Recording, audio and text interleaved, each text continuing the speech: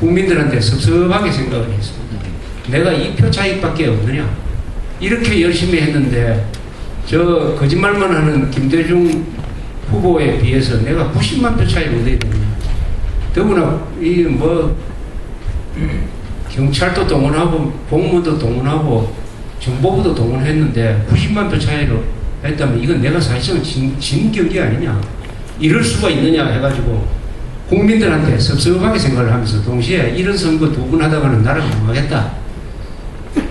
이 직접 대통령 선거는 이게 너무 부담이 많다 하는 생각을 하면서 독한 마음으로 1년 동안 준비를 하다가 1972년 10월 17일 날 유신 체제를 선포를 하면서 장기 집권으로 갑니다.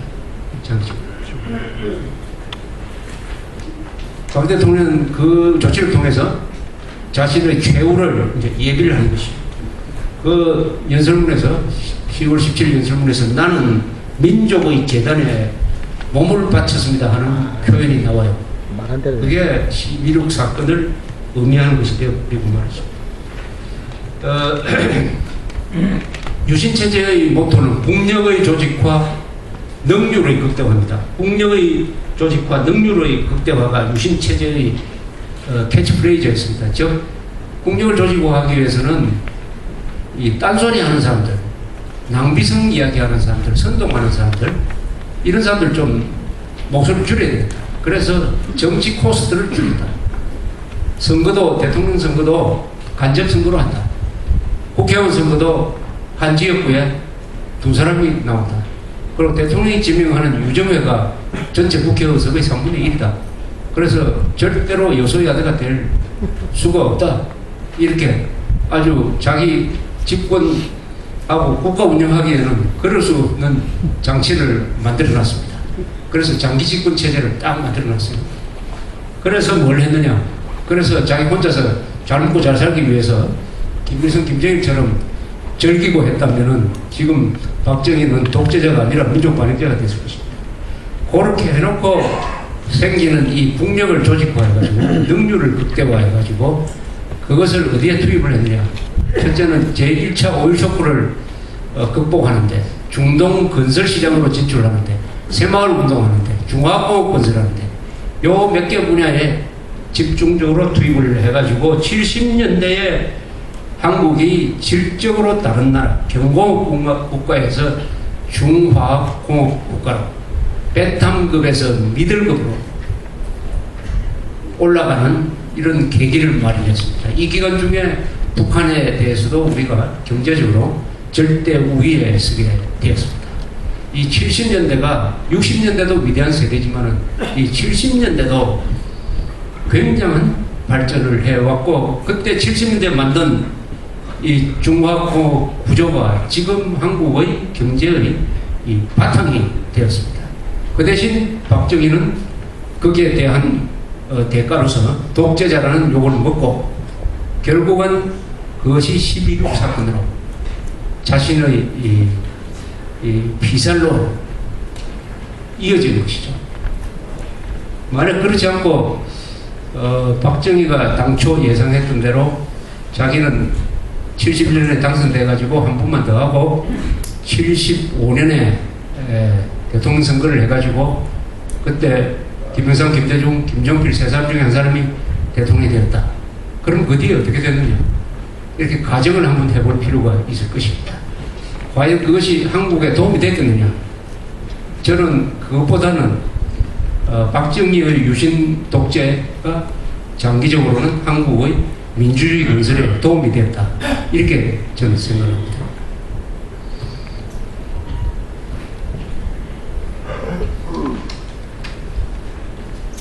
(1977년에) 의료보험이 시작됐습니다. 물론 회사부터 시작됐죠. 이렇게 해가지고 70년대 초에 굶주림의 문제를 해결을 했고, 77년부터는 가난하기 때문에 병원에 가지 못하고 죽는다. 그런 사람들이 많지 않았습니까? 가난하기 때문에 몸이 아파도 수술을 받지 못하고 집에서 죽어야 된다 하는 이 비극을 끝장내는 시작이 1977년부터 이루어졌습니다. 지금 다 의료보험에 가입했으니까 한국 사람들을 금방 잊어버렸습니다. 가난해가지고 병원에 한번 가지 못하고 집에서 죽는다는 게 이거 얼마나 원통한지는 아마 금방 다 잊어버렸을 겁니다. 저는 그때 70년대 사회부 기자를 했는데 사회부 사무실에 앉아 있으면은 하루에 꼭 한 사람은 누가 와요. 그 아들이 어머니를 업고 와가지고 제발 병원에 좀 보내주라는 기사 좀 써주세요. 이렇게 합니다. 그런 기사를 어떻게 씁니까? 한두 사람도 아닌데. 그걸 가끔 쓰면은 또 어떤 병원에서 불쌍하다고 해가지고 또 입원시켜주고 하는 이런 식으로 문제 해결을 했습니다. 그러나 77년부터 의료보험이 시작됐다. 그렇게 해서 오늘날 한국이 이게 의료 부분에서는 세계에서 매우 앞서가는 나라가 됐습니다. 그래서 뭐 큰 병원에 가보면은 이 병원이 아니라 지금 하나의 신도시 같지 않습니까? 삼성의료원이나 저 아산중앙병원 가보면은 앞으로 우리 이 의료 부문이 다른 부분보다도 훨씬 앞서가는 이 성장 산업이 될 거라고 생각을 합니다. 이것도 다 77년에 돈을 좀 벌어 놓으니까 여기에 신경을 쓰게 되었다. 이것도 박정희 시대 때 시작된 것이다. 이우락 정보부장의 지시에 의하여 김대중 납치 사건이 일어났습니다. 그 이듬해에 유경수 여사 피살 사건이 일어났습니다. 이 원인은 이 김대중 납치 사건과 관계가 있습니다. 김대중 납치 사건을 보고 일본에서 반한 무드가 일어나는 가운데 문세광이라는 이 젊은 친구가 공산당에 포섭이 돼가지고 울컥하는 마음으로 박정희를 암살하자 해서 74년 8월 15일 국립극장에 나타났던 것입니다.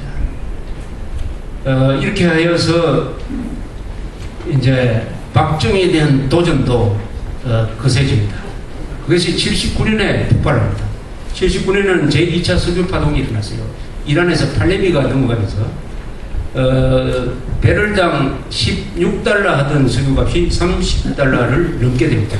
물가고가 심해졌습니다. 이때 물가고가 도매 물가고가 연 40% 올랐습니다. 김영삼 씨가 신민당 총재가 되었습니다.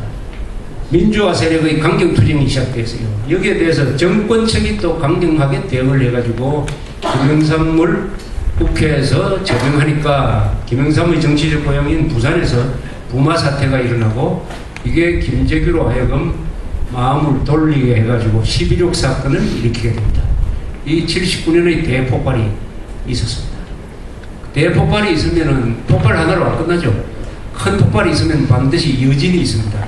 여진. 그 여진이 뭐냐?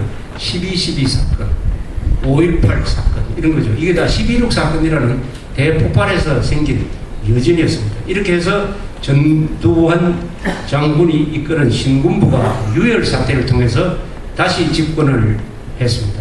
그러나 경제관리에 대단히 성공해가지고 안정소의 성장을 이룩하였습니다.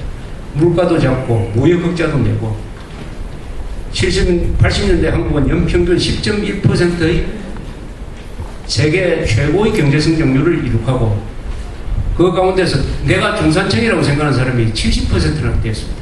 이 중산층이 자신을 부자로 만드는 전두환 지지가 아니라 오히려 민주화 지지 세력으로 바뀌면서 이 민주화는 누구도 막을 수 없는 대세가 되었습니다. 그래서 1987년 전두환 노태우 두 사람이 합작한 6.29 선언이 나왔어요. 그래서 직선제 개헌안을 받아들였습니다. 이렇게 함으로써 한국의 민주화는 유혈 사태로 남미식으로 가는 것이 아니고 군인들이 또 한 번 잡고 그 다음에 민중봉기가 일어나고 하는 이런 좌우 왕복하면서 나라가 결단나는 남미화로 가지 않고 한국식으로 타협적 방식의 점진적인 평화적 민주화의 길을 가고 더구나 김영삼, 김대중이가 동시 출마하면서 노태우 군인 출신이 대통령이 당선돼가지고 군인 출신이 민주주의 실천 시대를 열게 됐습니다. 이게 한국 역사의 아주 묘한 점이죠. 묘미입니다.